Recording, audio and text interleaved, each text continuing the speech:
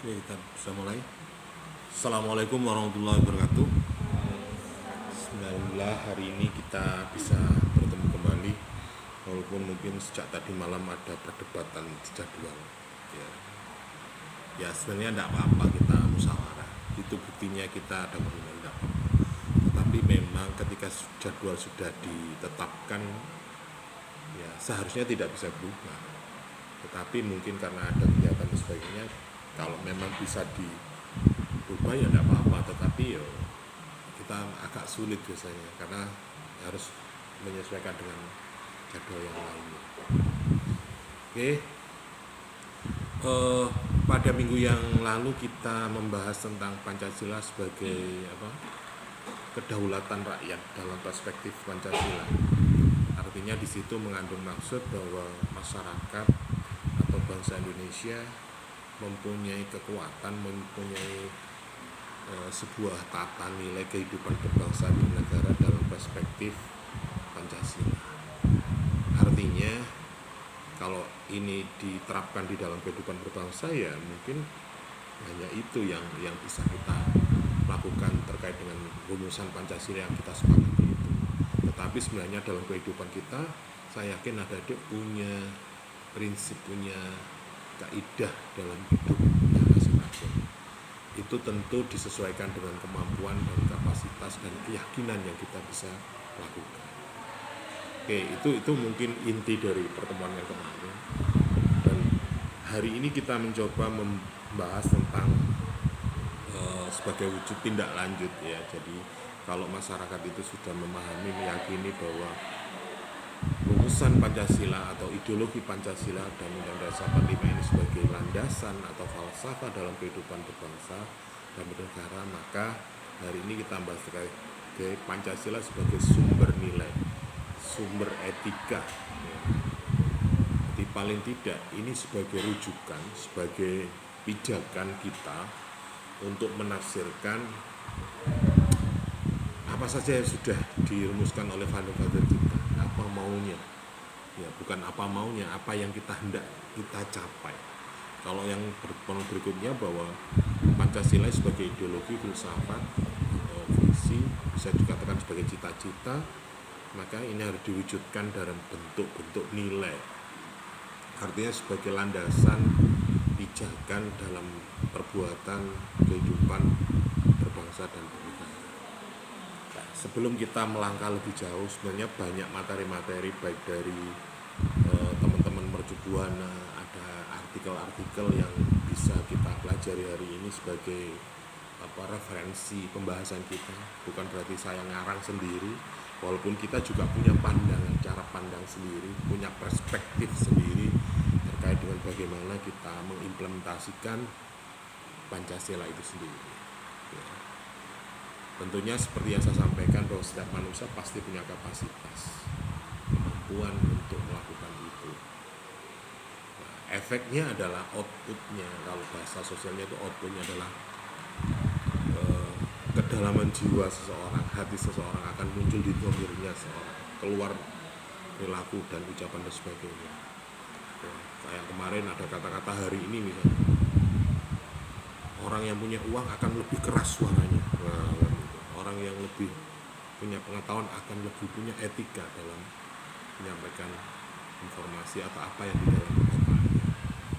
Oke, berkaitan dengan Pancasila sebagai sumber nilai, bisa juga etika, bahwa kita pahami dulu bahwa etika itu adalah sesuatu yang berharga, yang bermutu, yang menunjukkan kualitas dan berguna bagi manusia. Atau bisa juga adik-adik menafsirkan dengan cara lain. Mungkin kalau Anda eksak, ya, itu berpikir nilai itu bisa berwujud angka-angka. Ada yang mengatakan angka 1 itu kecil, bisa juga jelek, ya, bisa juga baik. Kalau ranking 1, berarti juara 1 bagaimana? Tetapi kalau Anda punya nilai 1, berarti parameternya apa yang kita sepakat? Nah, pedoman-pedoman seperti itu yang harus kita. Nah, kalau ini katakanlah Pancasila sebagai tolok ukur atau sebuah nilai, maka sejauh mana orang itu dikatakan seorang yang Pancasilais, orang yang bisa melaksanakan melaksanakan apa yang dimaksud dengan sila-sila yang ada di dalam Pancasila itu sendiri. Nah, kalau di sini diartikan bahwa sesuatu yang berharga, bermutu, menunjukkan kualitas, berguna bagi manusia, atau sesuatu yang dianggap baik lah, itu nilai. Cuma nilai kalau ekstra itu bisa angka, kalau sosial itu bisa berupa moral, akhlak. Ya. Jadi Anda berbuat baik seperti apa. Nah, ini yang dimaksud dengan nilai yang terkandung di dalam Pancasila. Nah, ada dua macam nilai yang sejalan dalam penegasan Pancasila. Artinya ideologi terbuka. Dalam rumusan pembukaan Undang-Undang Dasar 1945, Alinea 4 dinyatakan bahwa nilai dasar penjabaran sebagai nilai instrumental. Instrumen itu berarti apa ya? Tolak ukurnya. Nilai dasar yang bisa berubah dan tidak bisa dirubah lagi. Ini pentingnya nilai dalam sebuah Undang-Undang Dasar 45 sebagai sifat operasional. Artinya di sini belum bisa menjabarkan secara langsung di dalam kehidupan sehari-hari, maka penjelasan di dalam Undang-Undang Dasar ini sebagai pelaksanaan hukum yang tertulis. Nilai-nilai yang terkandung dalam Undang-Undang Dasar bisa memerlukan penjabaran lebih lanjut. Nah, penjabaran ini arahnya kehidupannya nyata. Penjabaran kemudian dinamakan sebuah nilai instrumental. Artinya ketika Anda melakukan ini nilainya apa? Biasanya kan instrumental itu menunjukkan perintah-perintah instruksi. Ya, ada kalau di dalam SOP itu ada instruksi kerja, ada SOP, ada AEK, instruksi kerja dan praktek. Jadi kalau sudah ada rumusan, ya, katakanlah ketuhanan yang Maha Esa itu kan masih normatif, butuh penjabaran yang lebih luas. Apa saja dalam kehidupan agama itu, atau dalam kehidupan ketuhanan. Nah, kalau kita bicara ketuhanan itu sangat luas sekali. Ya, artinya dari berbagai macam kepentingan hajat hidup manusia, saya kira tidak lepas dari unsur ketuhanan. Kalau kita lebih kaji lebih dalam, tetapi ini konteksnya dalam kehidupan berbangsa bernegara, mungkin dalam perspektif pemahaman kita sebagai bangsa Indonesia terhadap Pancasila atau sifat ketuhanan itu. Bisa juga Tuhan itu sifatnya mutlak, sekarang dibantah ya. Gitu kan. Ada seperti itu. Makanya di dalam hukum Tuhan itu macam-macam. Ada yang sifat mutlak, ada yang istilahnya ada istilah haram, wajib, sunnah, dan sebagainya. Itu mungkin yang hukum-hukum atau kaidah nilai-nilai yang dibuat Tuhan untuk itu. Tetapi pada konteks pelaksanaannya, walaupun sudah ada itu, seorang bisa juga melanggar atau mengabaikan apa yang sudah digariskan oleh Tuhan itu. Apalagi buatan manusia, Pancasila dan sebagainya. Itulah ciri-ciri nilai menurut Pak Bambang Darso, bahwa nilai itu adalah suatu yang realitas, abstrak, dan dalam kehidupan manusia. Artinya bersifat yang tidak dapat diindra. Ukuran orang baik itu apa sih? Ya kalau kita ukur ya bisa piro gede nih kan, nggak bisa. Diangkakan ya tergantung persepsi kita. Kalau kemarin saya katakan, kalau Anda sudah terjebak pada urusan suka dan tidak suka, cinta dan tidak, benci, ya pasti akan mempengaruhi sebuah nilai tersebut juga. Ada nilai intuisi, ada nilai logika, ada nilai estetika, nilai-nilai macam-macam. Anda dari mana membuat objek penilaian itu bisa Anda ukur dan sebagainya. Tetapi paling tidak itu sebagai contohnya adalah orang yang memiliki kejujuran. Kejujuran itu nilai, tetapi kita tidak bisa mengindra kejujuran itu. Yang dapat kita indra adalah kejujuran itu sendiri. Jujur seperti apa? Sapiro jujur.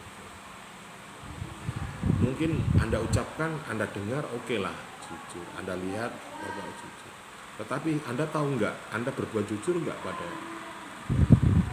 bisa juga Anda tidak sepenuh hati karena mungkin sungkan, takut, atau bisa juga karena ini paksaan atau mungkin karena perintah dan sebagainya.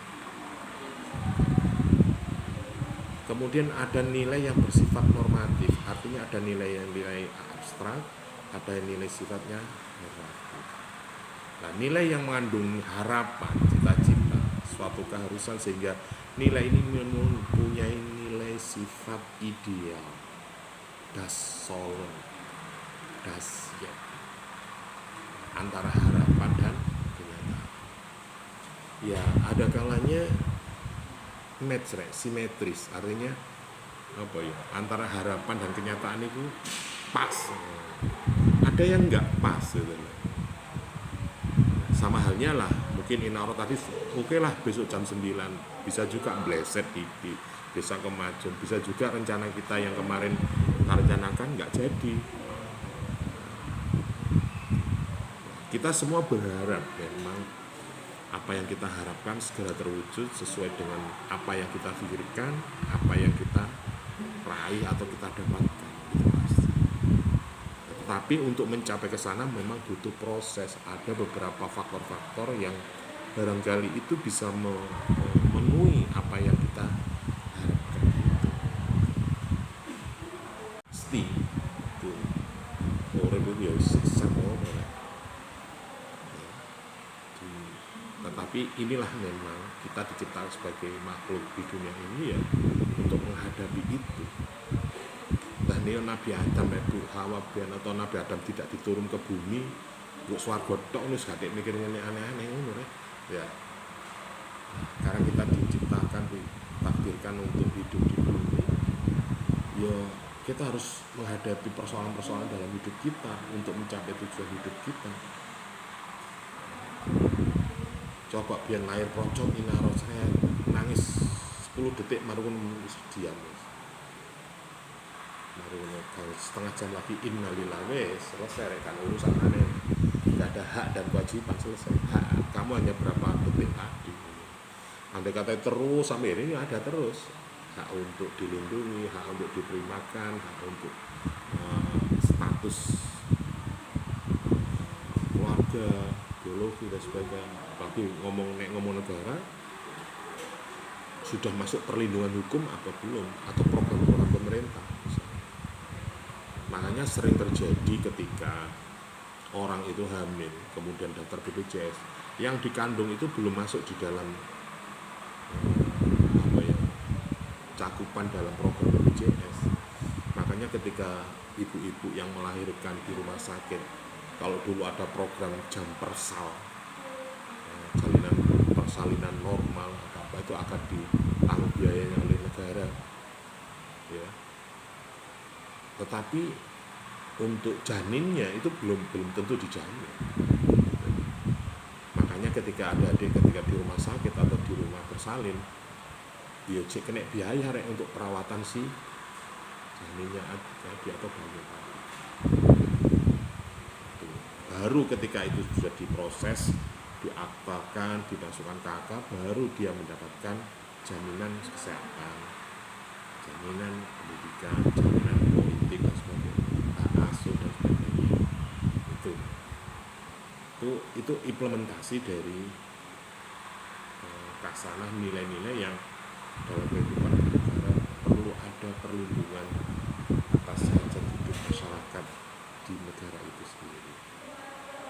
Nah, kalau kita kembali pada pemikiran tentang nilai yang bersifat normatif, maka harapan-harapan itu ya sebagai landas manusia bertindak, misalnya keadilan. Semua orang berharap akan mendapatkan dan berperilaku dan mencerminkan nilai keadilan. Saya yakin ada adik juga ingin hidupnya lebih baik. Saya yakin ada adik juga tidak punya keinginan cita-cita ini menjadi orang jelek. Aku nanti akan menjadi seorang pencuri atau menjadi perampok, menjadi preman. Saya kira tidak ada. Siapapun orangnya yang hari ini mungkin ketika di dalam masyarakat dia sebagai seorang preman, saya kira tidak berpikiran selamanya atau menjadi cita-cita menjadi seorang preman atau perompak, saya kira enggak. Tetapi mungkin karena himpitan persoalan ekonomi, tekanan, atau mungkin keterpaksaan, atau bisa juga pengaruh dari yang lain, bisa juga itu melakukan itu.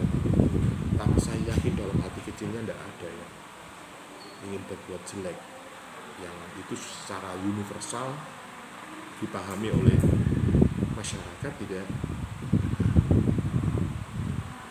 Ini adalah harapan manusia. Sejahat-jahatnya harimau terhadap anaknya ya tetap dilindungi. Masa gablek-gablek ibu sampean ketika ya harapannya ibu anaknya tidak seperti dirinya kalau dia memang hari ini jelek.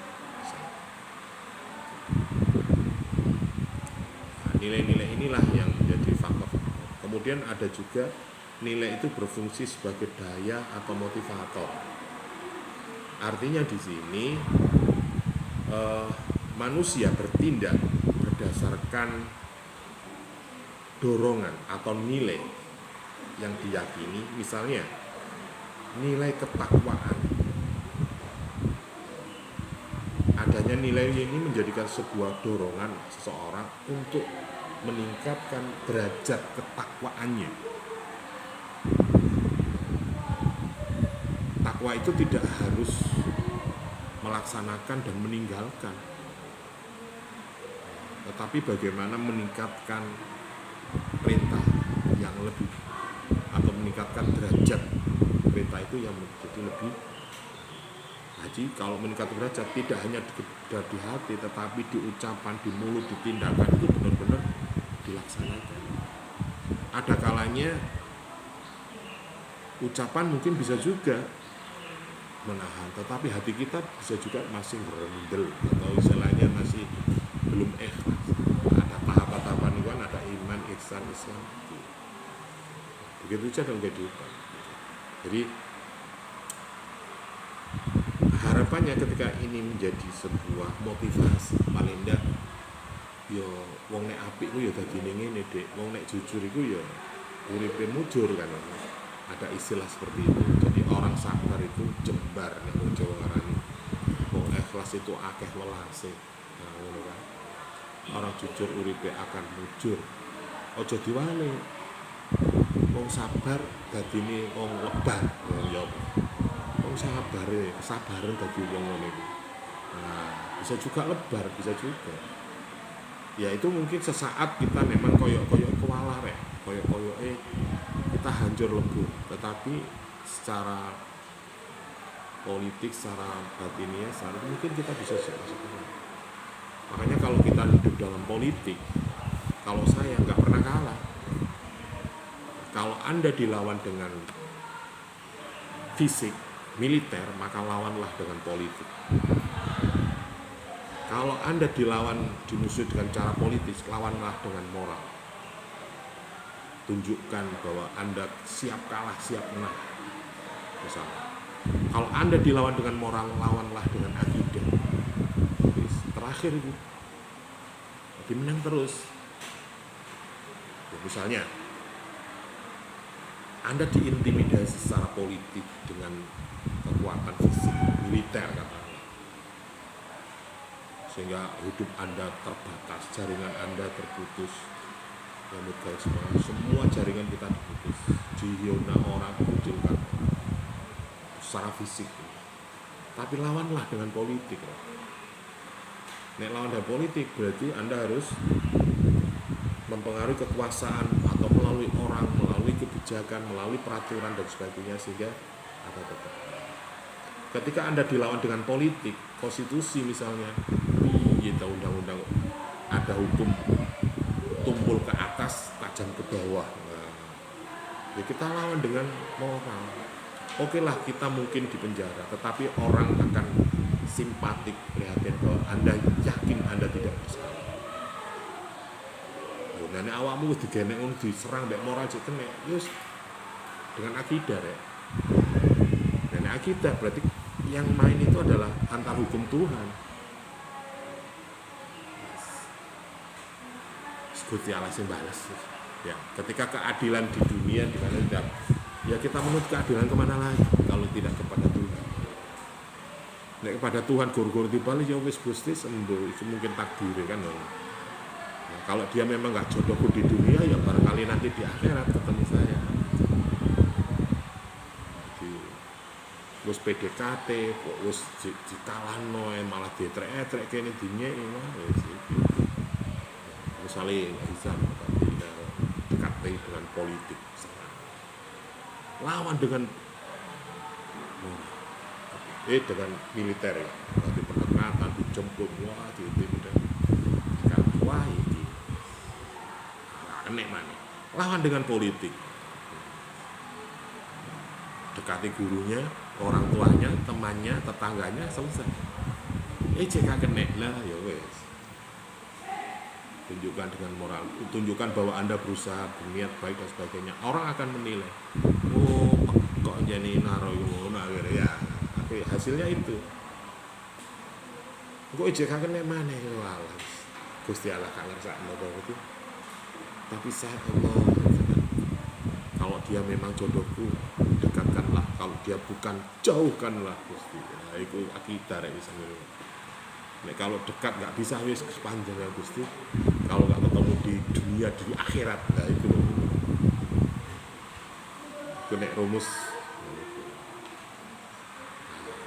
terkait dengan macam-macam nilai yang terakhir ini sebagai motivasi, maka harapannya ketika kita sudah punya tolok ukur tata nilai yang sudah ada sepakati, yaitu harus digagas. Artinya kalau kita dalam kehidupan berbangsa dan bernegara, Pancasila itu sebagai landasan, sebagai falsafah, yuk sih kurang. Makanya sering saya katakan bahwa dikatakan masyarakat atau bangsa Indonesia itu harus meyakini itu.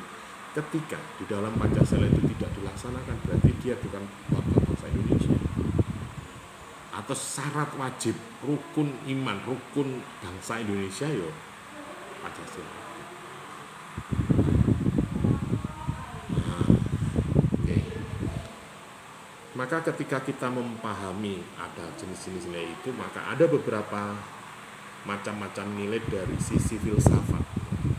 Artinya ada nilai logika, ada nilai estetika, ada nilai etika dan moral. Nah, kalau nilai logika berarti nilai-nilai yang benar dan salah,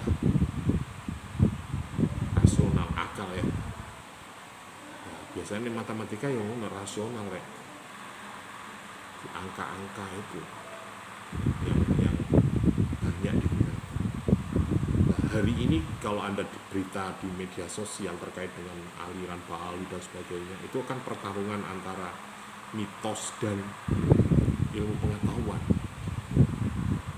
Iya nek zaman biyen Pak, kano Android, kano HP, kano video call, gak ono ngirim data dan sebagainya. Terus saiki dengan pengembangan ilmu pengetahuan bisa diwujudkan melalui sebuah teknologi. Yang dulu orang ketika berbicara itu harus tatap muka, sekarang udah bisa tatap muka, bisa tidak. Bisa melalui daring, bisa melalui luring. Apakah kita ini tidak diyakini, tidak yakin kebenarannya? Yo, kalau hari ini tidak bisa. Jejak rekam digital Anda juga bisa direkam. Padahal kalau kita kembali pada ajaran kita, agama yang kita yakini, Gusti Allah itu sudah ngono kabeh. Sistem itu sudah dibangun. Mungkin kita butuh keyakinan karena kita belum tahu. Gusti Allah itu masang chip begini ya, ini ono mikrofon, ono rekame, ono roket aktif, dan itu kan sudah, dan nanti akan diputar di. Nah itu kan berarti sistem itu seperti hayalan, seperti intuisi kan ya. Tetapi hari ini dengan teknologi itu bisa diwujudkan. Misalnya sutra pada usia 2 tahun mungkin ada fotonya, ada kelihatannya, ada ucapannya. Lho nek sutra biyen iku rada pelat kok ya. Saiki enggak tapi ada rekam jejaknya gitu. Itu artinya bisa diwujudkan di dalam bentuk teknologi yang ada. berupa video, rekaman. Mungkin Anda tidak menyimpan, tapi bisa juga orang lain menyimpan. Kita tidak tahu. Sampai nek kepengin roh rekam jejak lah. Mungkin sudah saya ceritakan bahwa kalau Anda mau dihisab dunia hari ini, maka nyalono rek dadi wali kota atau dadi bupati, dihisab pokoknya sampai konco sampean sopo, kegiatannya opo. Bahkan kemarin orang yang dikatakan sebagai Habib, siapa yang berani dan sebagainya, bisa memberhentikan cahaya matahari. Iku terbongkar kok bahwa dia main ke diskotik loh, ono fotone rek, ono video rekaman CCTV ini loh, ya apa niku. Dan yakin setiap orang pasti punya sisi positif, sisi negatif. Ada hal-hal yang mungkin tidak boleh diketahui oleh semua orang, hanya kita dan Tuhan saja ada.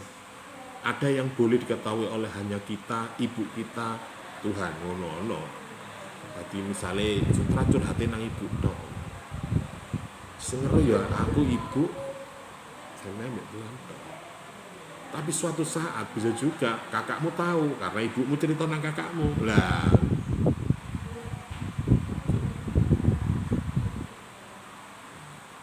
sekarang nilai-nilai secara ada nilai logika ini ngomong benar salah. Konteks nilai logika itu kapan kita menerapkan logika benar dan salah itu tergantung kepada ada di sini. Kalau hari ini ada di sebagai mahasiswa proses belajar, mestinya yang Anda gunakan adalah nilai logika benar dan salah, apalagi matematika. Gak kena kok nyang rek hasil perhitungan itu 0, kok tambahi anu ya kena. Ya harus pasti ini. Kalaupun ada koma-koma itu silakan sampai 0, sampai 1 juta boleh. Tetapi benar dan salah, maka penerapan nilai logika itu paling tidak di dunia pendidikan itu harus diterapkan. Ini salah-salah,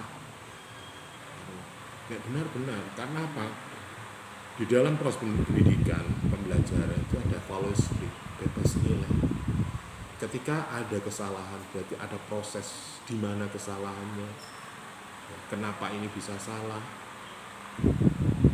terus yang benar seperti apa itu bisa kita kaji, bisa kita diskusikan. Makanya ketika Anda belajar salah itu adalah keberkahan. Ya. Bolak-balik salah lah, yaitu dengan banyaknya kesalahan itu banyak pengetahuan yang kita dapatkan. Karena uripmu lurus-lurus saya, datang, duduk, diam, absen, pulang, yo kalau apa sampai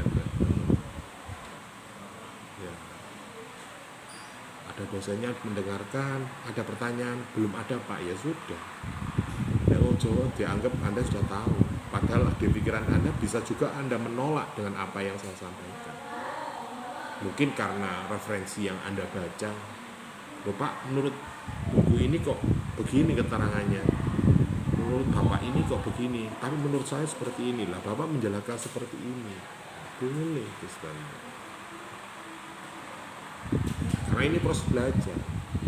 Kebenaran muncul itu kalau kita asah, kita jadi nek jarno atau ya gak landep rek ya. Apalagi matematika gak kurang berlatih, oh ya tambah. Padahal kalau kita hidup itu perlu logika matematika yang kuat. Anda salah perhitungan, aku langsung ya. Apa mana saya ke era digital ya. Yang awalnya orang itu baik misalnya, kemudian karena kesalahan sedikit saja menjadi fatal, total. Nek bahasane wis suul khotimah ngono lho wis ya apa nek. Jadi apa yang Anda perjuangkan selama ini, Anda lakukan selama ini tidak ada hasilnya seperti itu. Dan banyak orang yang menolak apa yang menjadi yang Anda lakukan sebelumnya ya juga.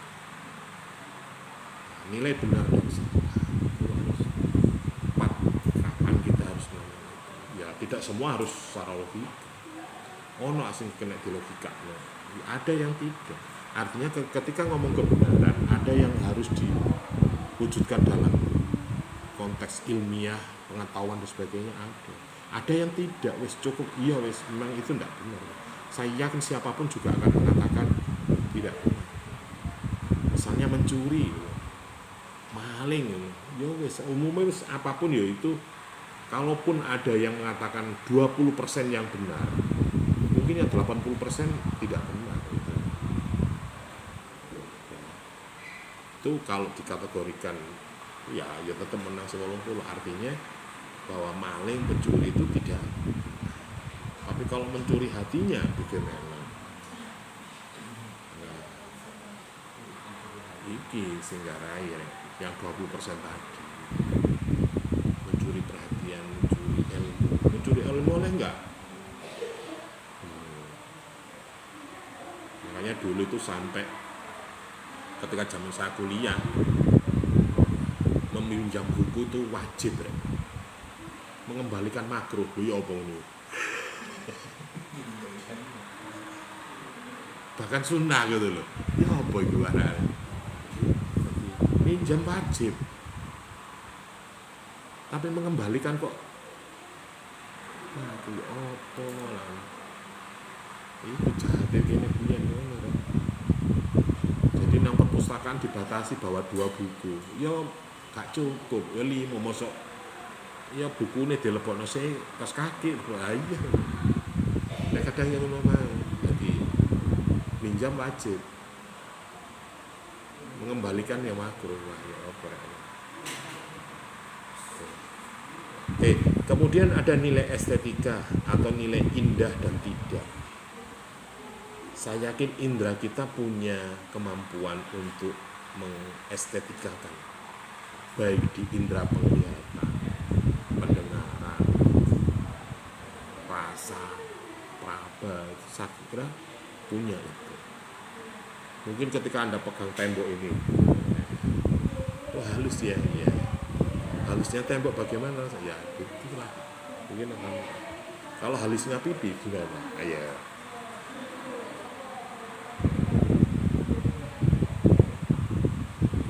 Nilai estetika juga kadangkala ini menjadi perdebatan, gitu loh. Ketika ini dikompetisikan dengan nilai logika, bisa juga berlawanan arah. Ngomong indah ya, sapi ingin ya Pak, pena ingin ya Pak, ya piye jadi.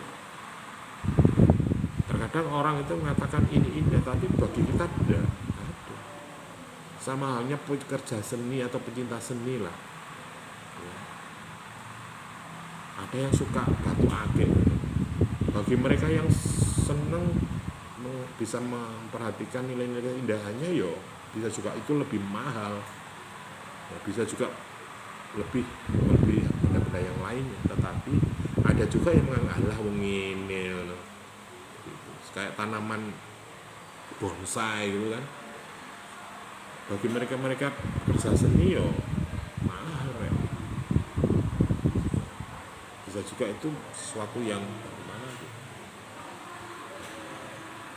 Sama halnya ketika Anda di sini dipajang fotonya siapa tahu. Ada yang mengatakan ini loh cantik, ada yang mengatakan biasa.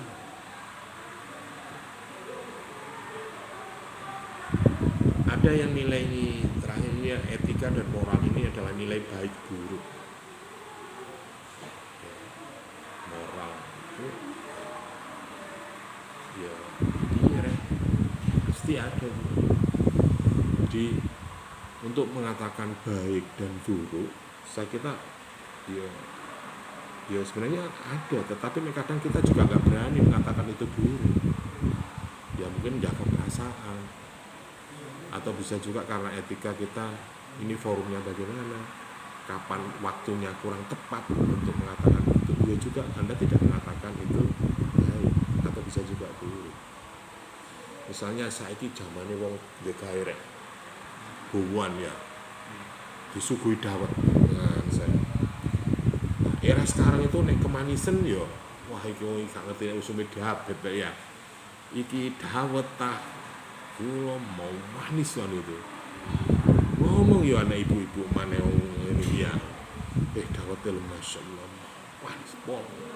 Wegen ya ini. Terus suatu saat dawetnya gawat lagi rek. Iki suka nopo, iki kade gula tapi ya apa lambene ngene.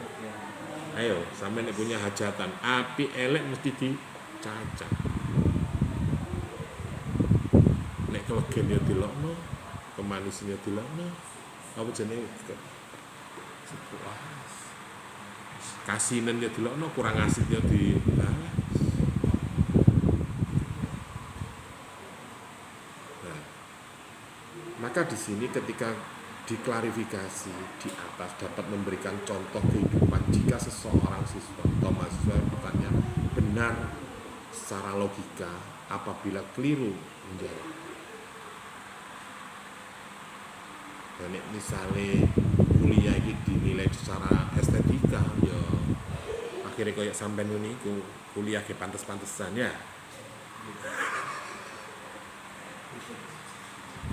kayak pantes-pantesan loh masalah mau kerja ya kurang diterima rapi ya cek kecilian sing lanang aku guru nyambut kan mas kuliahnya pantes umur-umur sampai ini artinya ketika usia Anda ditanya mosok awakmu wis dinas ndek endi set Politan Polda ngono lho ojek cilik nang Polda lho nek kau jadi mana sama sih kuliah lah itu beda estetika ya pantes urip tapi kena kuliah ke pantes-pantesan yang ngene iku wis sanggar budal tapi kok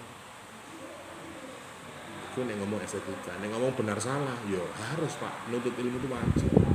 Kapanpun. Baik masih kecil, masih tua, kalau memang itu kesempatan untuk belajar, menuntut ilmu ya wajib. Bahkan sampai ke liang.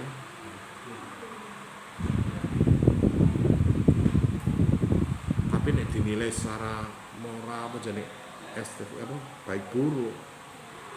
Ya pantasnya ya kuliah.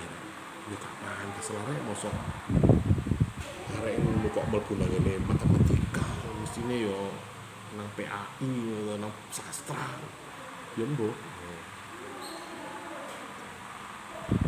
kalau kita nilai logika sekompetensi saya minat saya ke situ kok saya punya prinsip bahwa matematika itu seperti ini matematika itu dalam kehidupan apapun bisa digunakan artinya ketika Anda belajar ilmu itu, Anda yakin gambaran ke depannya seperti apa. Maka Anda akan belajar secara serius. Nah, dinilai estetika, ya pantes-pantes lah timbang klumbrak-klumbruk di omah. Ya, dolen ya koncone wis kuliah kabeh kan ewangi.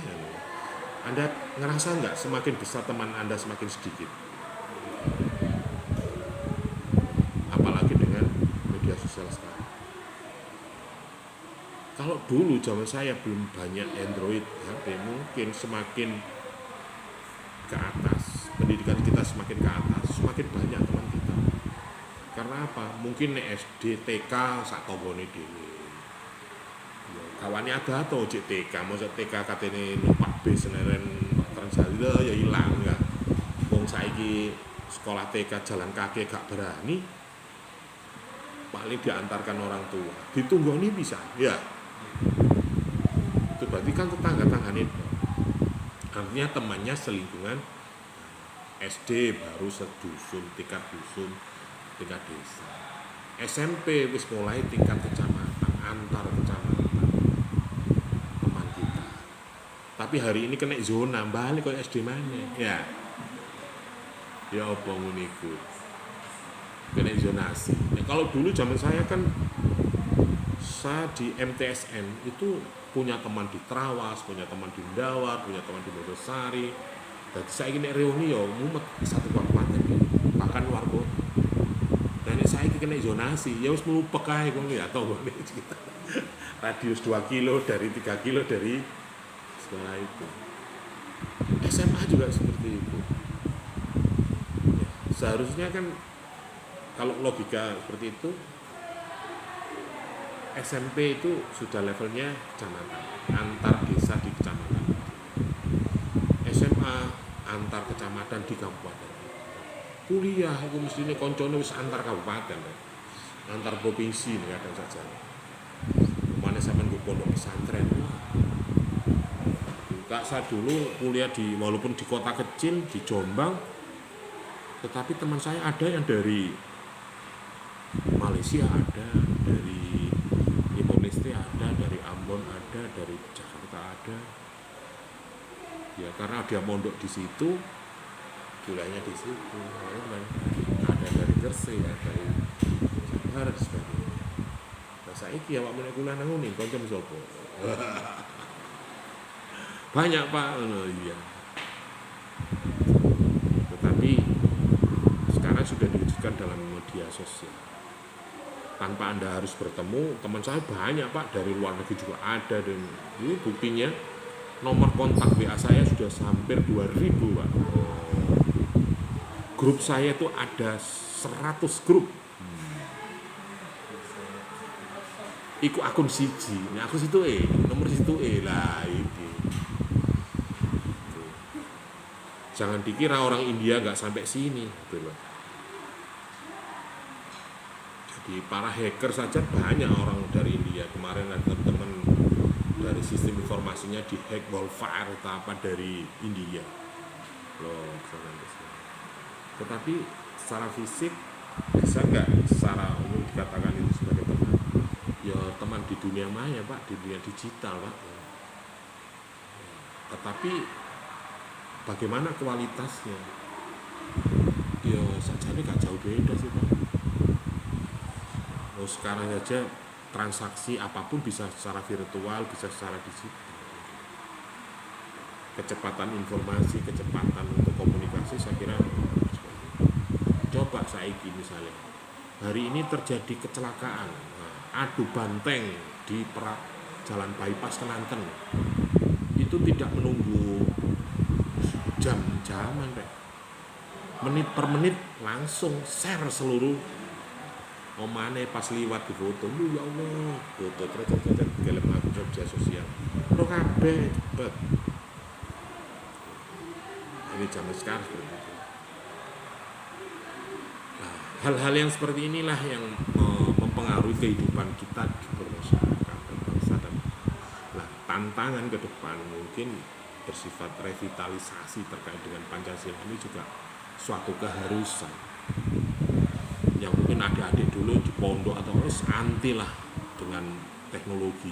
Saiki gak anu ya kari PBNU kowah-kowah ya. Wong kancane wis tetu di berita teko ndi cek lho ya kari ya men. Kalau zaman saya, mohon maaf karena dulu belum banyak ya. Itu medianya ada media cetak. Jadi tetangga saya yang bakul ayam, bakul pasar apa itu kalau pagi beli koran Rek. Buat apa? Habis maghrib kalau cangkruan biar diskusinya gayeng. Jadi tadi saya baca koran ini. Misalnya kalau hari ini orang banyak diskusi tentang politik, tentang pemerintahan yang baru, mereka banyak informasi yang didiskusikan dengan membaca media. Lah saiki Anda bangun tadi aja sudah banyak berapa informasi kiriman terhadap Anda. Saya yakin di setiap grup pasti ada orang yang sakit. Jam 5 bangun tadi, jam 4 langsung ngeseret. Embun pagi, mesti iklan, mesti itu orang sakit bagi saya. Loh Kak, ini kan dakwah saya melalui media sosial. Iya Kak Foto, bagus. Yo ada kalanya orang yang senang dengan itu. Ada yang koinaro, bangun tadi langsung Assalamualaikum kirim doa. Senin berkah. Semoga hari ini kita diberikan kesehatan. Ada kan grup ini yakin ono Rek. Guru sing liyane iku sing apian. Sing liyane wah mambengi oleh video ini di-share. Atau kegiatan ngopi mambengi di foto dikirim. Ono sing ngirim lagu. Nah, diedit apa TikTok lah itu macam hari. Kemudian apakah ini tidak mempengaruhi nilai estetika, nilai moral dan sebagainya? walau alam tergantung pada filter kita, kemampuan kita untuk menerjemahkan informasi yang kita dapat dengan konteks. Nah, nek koyo ngene negara piye gitu. Makanya sekarang ini sampai anak-anak dunia pendidikan bisa memviralkan di etika moral siswa tahun 90-an sama tahun 2024 beda rek. Ada yang orang itu hormat sekali, ternyata sih hormati keliru. Ya apa? Iya menungso. Walaupun biyen rek wahaba iki wis ngawene ngene. Saiki lho tiba sampean bojo piye? Partai politik ya ngono. PKS jarene api-api. Ternyata loh kok pimpinannya seperti itu. Lah yo jenenge menungso rek. Ya gak peduli siapapun. Wong kiai pun, ulama pun, guru pun, dosen pun ya juga manusia. Pasti ada titik nadirnya, titik lemahnya. Tuh. Jadi jangan salah gitu. Makanya di Pancasila itu ketuhanan yang pertama. Kalau prinsip kita ketuhanan itu tepat, maka ke bawahnya juga akan lebih ringan menafsirkan. Nah, tetapi kalau karena ini ilmu dunia, ilmu ya perlu kita upayakan semaksimal mungkin sesuai dengan derajat kemampuan manusia sendiri. Nanti parameternya, nilai ukurannya adalah ukuran manusia. Ya. Jadi kenapa orang Indonesia Timur, Indonesia Barat atau wilayah ke timur-timuran, ke barat-baratan seperti apa, kebudayaannya seperti apa, itu kan menunjukkan rahmatan lil alamin ya. Oke. Kemudian ada juga menafsirkan terkait dengan nilai ini, yaitu Notonegoro Kailan pada tahun 2000 menyebutkan bahwa ada 3 macam nilai, yaitu nilai material, nilai vital, dan nilai kerohanian. Nilai material yang dimasukkan oleh Notonegoro adalah sesuatu yang berguna bagi kehidupan jasmani manusia, kebutuhan ragawi manusia. Ya, artinya semua kebutuhan apapun yang bersifat jasmani. Awakmu ngelak ya cukup batin tok rek. Sok ngelak kok ngel gitu meneng. Ya, bisakah seperti itu? Bisa, sebenarnya bisa. Artinya apa? Pola pikir kita diarahkan simulasinya bisa akhirnya. Tetapi ya wis normal-normal lain lah. Nek ngelak ya ngombe lah. Ya, begitu. Ada nilai-nilai vital. Nilai yang berguna bagi manusia untuk dapat mengadakan kegiatan dan aktivitas. Jadi apapun secara material ada bisa dimanfaatkan untuk apa?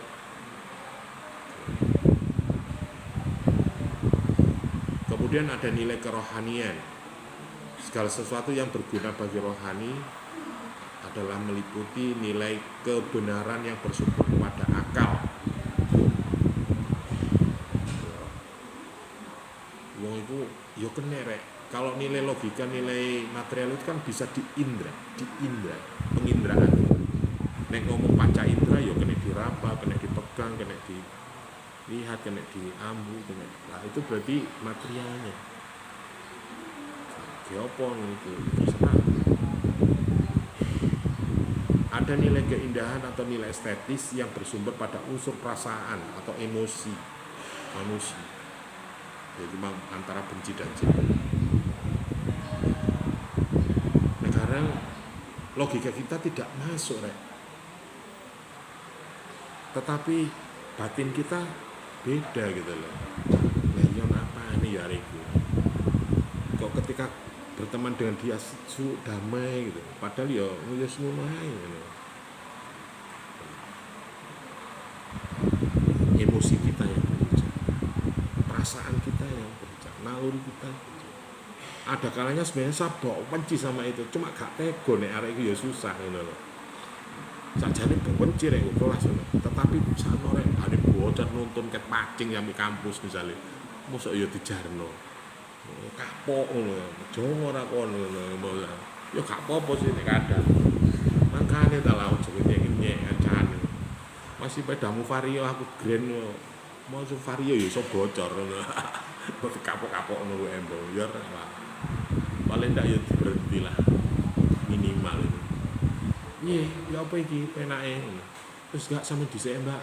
Ya gak apa-apa ya. Gak apa-apa ya. Enggak. Sampai nonang dosen kok sampai bocor selesai. Ono sing ngono tok. Ono mek dilirik tok senyum ngono tok. Kapok aku.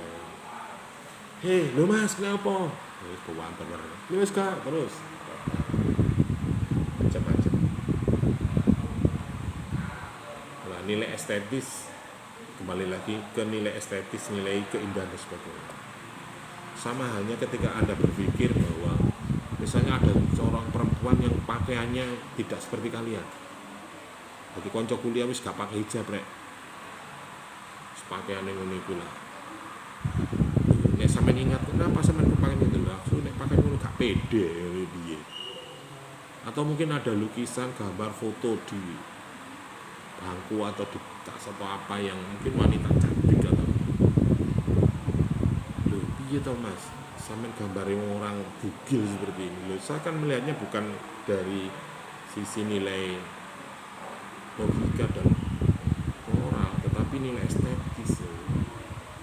Saya yakin dengan melihat ini orang akan menilai.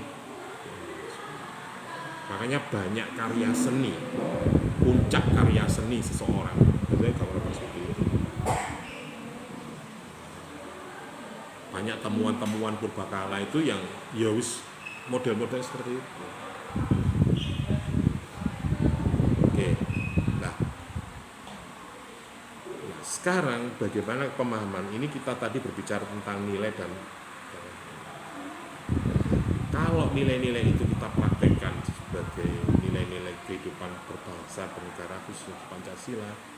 Nilai-nilai apa sih Pancasila itu? Misalnya nilai ketuhanan, nilai kemanusiaan, nilai persatuan, nilai kerakyatan, keadilan. Saya kira inilah yang menjadi kata kunci dari nilai-nilai Pancasila. Jadi salah satu intinya kata kunci keywordnya adalah kedua kemanusiaan, ketiga persatuan, keempat kerakyatan, lima keadilan. Keywordnya artinya ini bisa dijadikan parameter, bisa menjadikan tolok ukur. Alangkah indahnya orang itu kalau bersatu misalnya. Bersatu untuk apa Pak? Macam-macam boleh. Jika nilai-nilai Pancasila ini dijadikan sumber norma atau hukum, maka operasionalnya ketuhanan, apa sih maksudnya Tuhan? Tuhan itu siapa? Kaitannya dengan ajaran agama, keyakinan, keimanan, hukum, tentang keesaan, penciptaan dan sebagainya, larangan dan sebagainya, itu bisa muncul dari situ. Nek ngomong manusia, sebagai siapa manusia itu? Kalau ini diterapkan misalnya di dalam PAP MPR tahun 2000 bahwa Pancasila Undang-Undang Dasar sebagai berikut.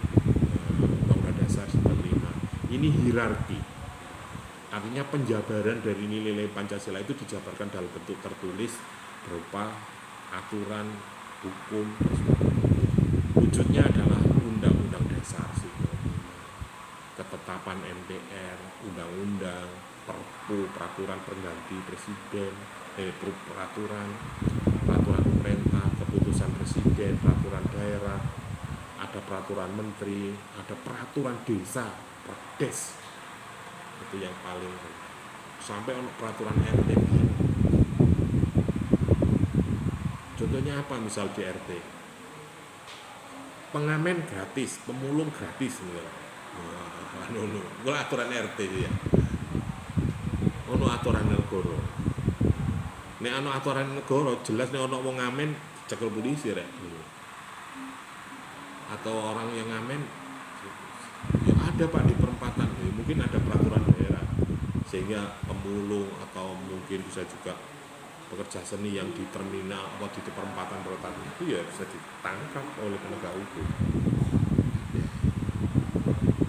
Oke.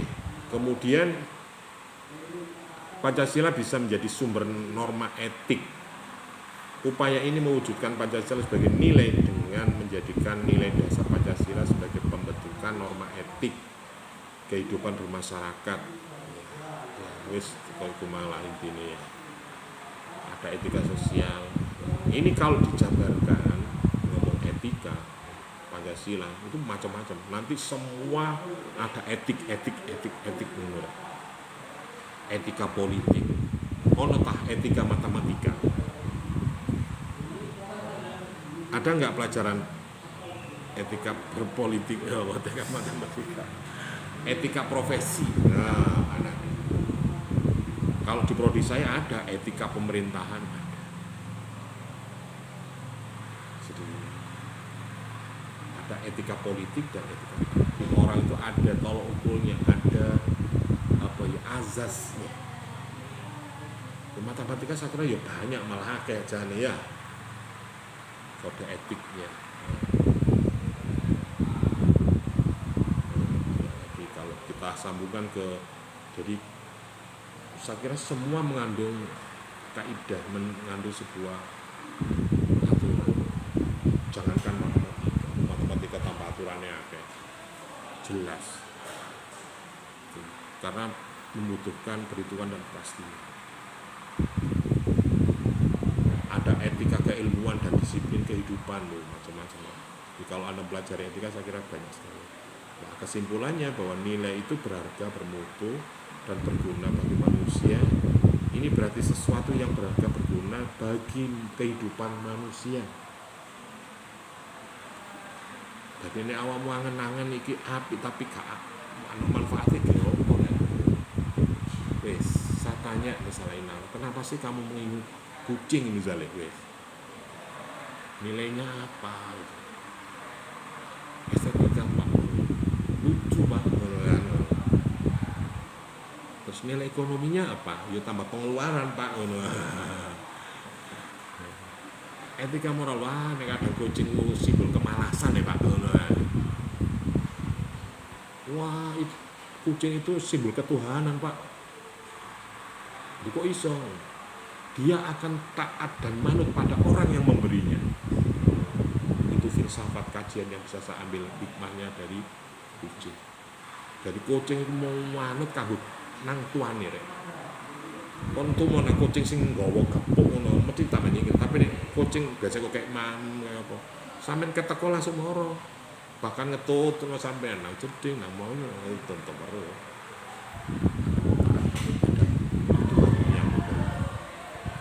Banyak. Oke, itu contoh.